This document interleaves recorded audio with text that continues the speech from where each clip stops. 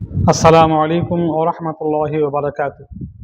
দুশমনকে আল্লাহ এবং আল্লাহর রাসূলের দেওয়া পদ্ধতিতে দোয়া কালাম দ্বারা, আল্লাহর নাম দ্বারা পরাস্ত করা কতই না উত্তম, কতই না ভালো।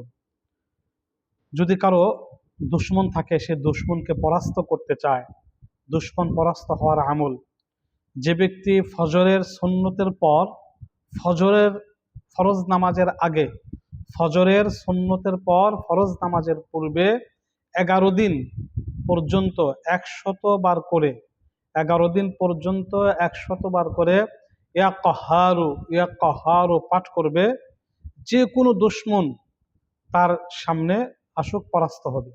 যে কোনো দুশমন তার সামনে আসুক না কেন, সে পরাস্ত হবে। আর যদি দুশমনকে একবারে ঘায়েল, একবারে দুর্বল করতে চায়, তাহলে অবশ্যই পড়ার সময় সেই দুশমনের কথা মনে মনে খেয়াল করতে হবে। তার ছবিটা মনের আয়নায় চিত্র সামনে তুলে ধরতে হবে। তুলে ধরে 11 দিন পর্যন্ত 100 বার করে ইয়া কাহারু, ইয়া কাহারু, ইয়া কাহারু এইভাবে পাঠ করবে এবং দুশমনের চেহারা খেয়াল করবে।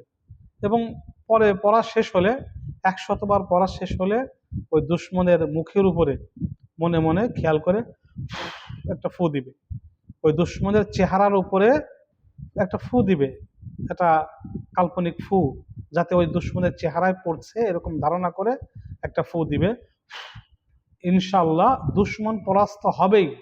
দুশমন কোনো অবস্থাতেই তার সাথে মোকাবেলা করে পারবে না, যে কোনো দিক দিয়ে। এটা পরীক্ষিত আমল।